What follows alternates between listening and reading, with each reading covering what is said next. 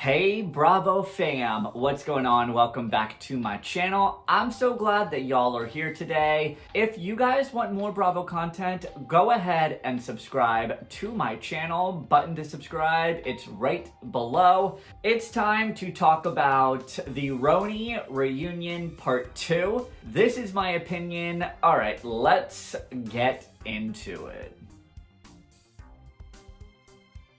So we pick back up where we left off last week with Tinsley dragging Dorinda. Dorinda goes on to say that when they're on the show, they need to be transparent and real, but yet Dorinda wasn't real when she broke up with John. The ladies had to find out about that through page 6. And she is the one that had her friend leak the story. So my very good friend Greg planted that story, Greg Calejo. But on the show, she acted dumb and was like, oh my God, who planted this story? Do you think it was Ramona? No, it was you, Dorinda. You planted the story. So who's being transparent and who's being real now? Not you. Hypocrisy at its finest. And Dorinda knows a hell of a lot about Tinsley and her whereabouts. Obsessed much? Dorinda, she was so mean to Tinsley for no reason whatsoever. She keeps bringing up Tinsley living in a hotel. Why? And the apology, it's a crock of you-know-what. And instead of letting Tinsley speak, Dorinda just steamrolls right over her. She is apologizing to you. It's way too little, too late. You know, so you really don't want to be on. Exactly, Tinsley. Way too late. And here's where it kind of gets sticky. Andy asks Leah to weigh in on the situation. And it's hard because out of all of the ladies, Leah and Dorinda are the closest. So it just got really sticky with that whole situation. Because Leah wants to stand up for Tinsley, but yet Leah doesn't want to rock the boat with Dorinda, so it's kind of like she played Switzerland almost. your Achilles heel is that you can never be wrong, and it is going to be your end and your detriment. Because you need to be accountable for your actions, and when you were wrong, you're wrong. Damn, Tinsley went in. Now, Andy asks Dorinda why she got so upset during the season finale with that outburst when Leah decided to pay homage to Tinsley. Oh my God, the absolute craziness of this is mind-blowing. Dorinda said that it wasn't authentic because Leah didn't bring Tinsley into the group. And now we make a turn, y'all, and it just got really, really insane. This is what Dorinda said. If we were paying a finder's fee, we all know Bethany would get the thing, and that's fine. But I think after Bethany, hold on, just to clarify. So now we're having an entire argument about Bethany, but Bethany isn't even part of the show anymore, and apparently Bethany brought a list to the execs of 30 housewife possibilities, and one of those names happened to be Leah. But Leah was also on the casting director's list as well. So it's just kind of like, who gives a shit whether or not Bethany brought Leah onto the show? Like, who cares? Why are we even bringing light to this at all? It's just so freaking insane to me. So I'm not really sure why Dorinda is making a huge deal over this. Like, it doesn't need to be made into this big of an issue. And then here Dorinda goes again saying that Tinsley isn't being transparent enough. However, let's break it down. So Tinsley's first season, she talked about going to prison, her mugshot, and her abusive relationship with her ex-boyfriend Topper. She filmed about her father being an alcoholic. She talked about her journey with wanting babies and freezing her eggs. She talked about her ups and downs with Scott, the breakups, the get back togethers, all of it. She talked about all of it and put it out there. She filmed the whole living with Sonia and that whole journey. And she filmed her journey from being bottom of the barrel moving back to New York City after she got arrested and building her journey back to being New York City's it girl. So yeah, I think she was transparent, but apparently not transparent enough for you, Dorinda. So I guess That issue is on you, not on Tinsley. Get over it. There. That's my opinion. If anything, Dorinda's mission was to destroy Tinsley, belittle her journey, gaslight the other ladies, and run Tinsley off the show. Bottom line, that's what Dorinda wanted to do. I think Tinsley's right. The minute that Dorinda found out that John got that money from Scott, she turned. And we didn't see that on the show. But luckily, Bravo aired that unseen footage last week. You can watch my review and watch that. And I think that's what happened. And then from there on, Dorinda's main mission was to take down Tinsley and run her off the show, which it worked. You got your wish, Dorinda. Like, I don't see what the big deal is here. She's not part of the show anymore. And guess what? Neither are you. So, boom, boss to Don. Cards fall, you know? That's just what's going on here. I love Bethany, but who gives a shit about Bethany and the list that she brought to the Bravo execs? In the words of Ramona Singer, take a Xanax, calm down. Dorinda, she's full of shit. She doesn't know, and Andy just called her out. She spoke to me and Bravo and Shed. I mean, we kind of all mutually agreed. I'm really ready for Dorinda to leave. I'm so glad that she's gone. And then after this heavy topic, Ramona gets her ass up from her chair to go pee and forgets to put her mask on. I'll be right back, but you can all talk about all this. Okay, actually, At least she didn't fall asleep. actually, hold on. You forgot your mask, Ramona, your Ramona. mask. Oh, my mask. Give me a mask. And we're not going down this rabbit hole again. Seriously, y'all, I don't want to waste my energy. Watch my RHONY reunion part 1 video. I will include a card to it right here, and you can watch my full thoughts about Ramona and her thoughts about COVID. So now let's move on to some lighter topics. So we talk about Tinsley making out with her sister, weird. And Luann, she is sticking to her guns. And what was vibrating in her suitcase in Mexico, she is saying it indeed was a juicer. Was that a vibrator in your luggage? Yes. It was a juice mixer. No. It really was? I'm not buying it. I'm not buying it for 1 second. That was a vibrator. Juicers do not buzz that loudly. That's my opinion. And Luann, y'all, she is still upset about being put in the lower level. Good night from the lower level. And Ramona says that it was Dorinda and Sonia that caused this because they were calling Ramona saying they want very specific rooms that they wanted to stay in when they were at Ramona's house, which Ramona was like, that's bullshit. I didn't say, they didn't, blah, blah, you know, deny.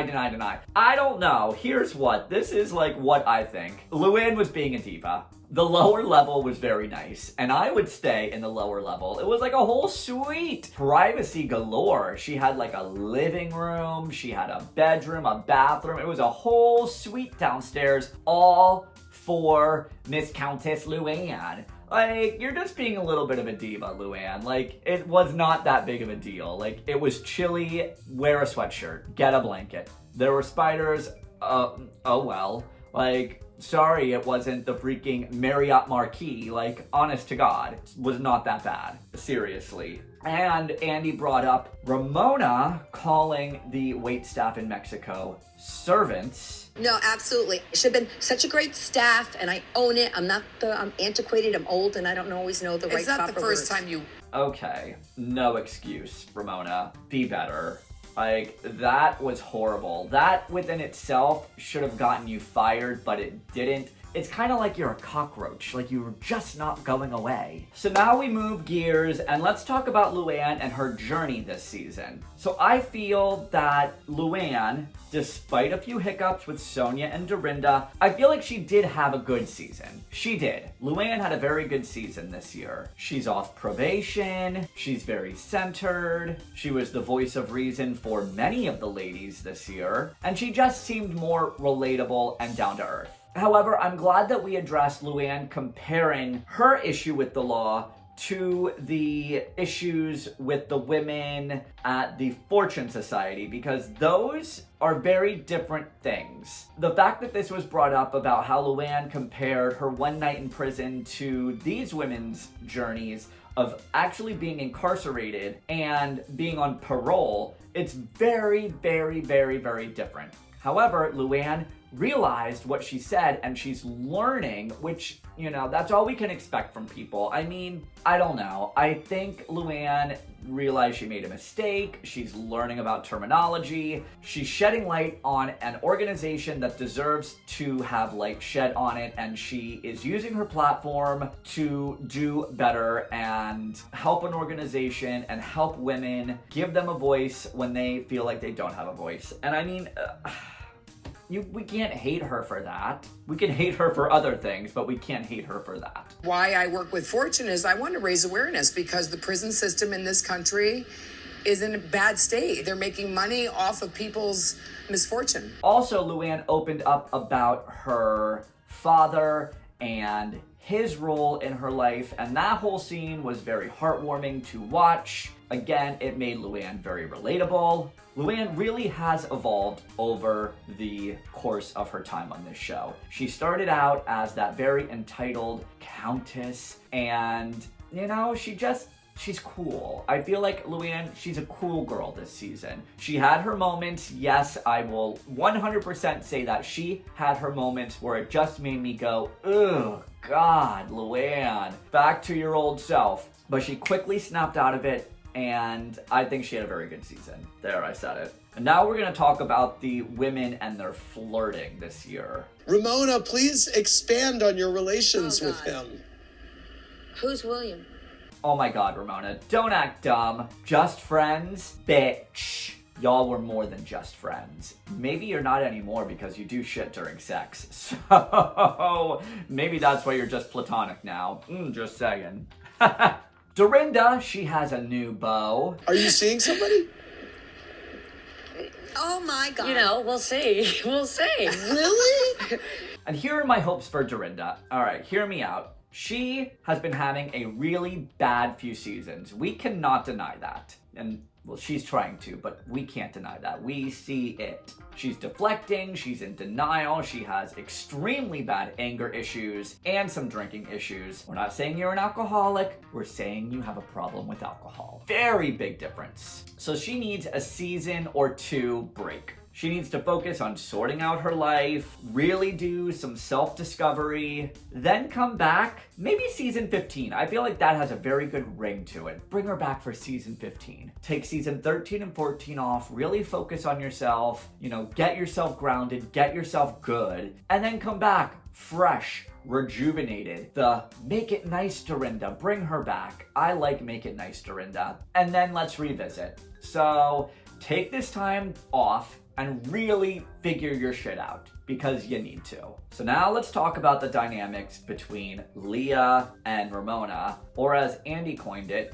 Ramami. Well, Ramona quickly took to Leah in a maternal way, but when Ramami didn't approve of Leah's behavior, Ramona really got a kick out of that. Leah quickly found herself in housewife time out. Take a look. So let's just break down a few of Leah's classic moments. Leah throwing a ravioli at Ramona deserves an Emmy. Don't f with that coat Ramona's wearing, man. Leah snatching Ramona's crown. Just like you rescinded my sister's invite. Leah also was not afraid to call Ramona out on her shit to her face. She's a bitch, she doesn't support women, and she's phony. This 100%.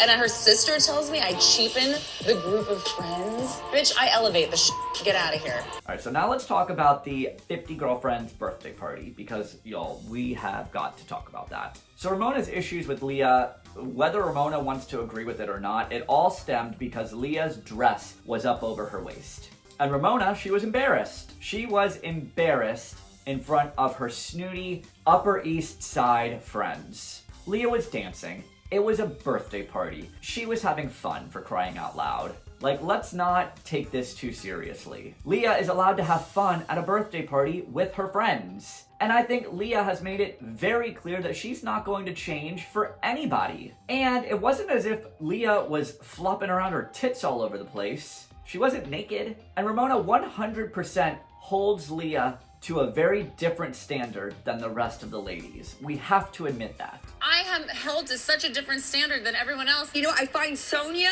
funny like Lucille Ball, and I find your sexual things a little more crass. Sorry, that's me. What? This makes no sense. Crass? It's because Leah is younger and Ramona is jealous. That's my opinion. Hypocrite. Ramona is a hypocrite. Bring on the unseen footage. Rest the drink. I thought we were being ladylike at this We are. It's like, this is how I pick up men.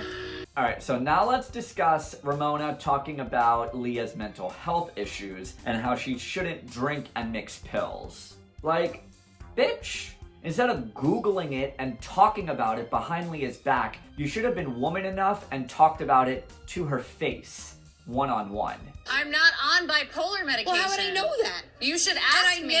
And Ramona, she shouldn't be going around acting like Singer MD. Ramona also says that she didn't mean it to be malicious. But I Let did not her do it speak. maliciously. Stop. It was not malicious. Oh, Sorry. it was. No, Because you know what? You said it on camera behind Leah's back. What other way did you intend that to be other than malicious?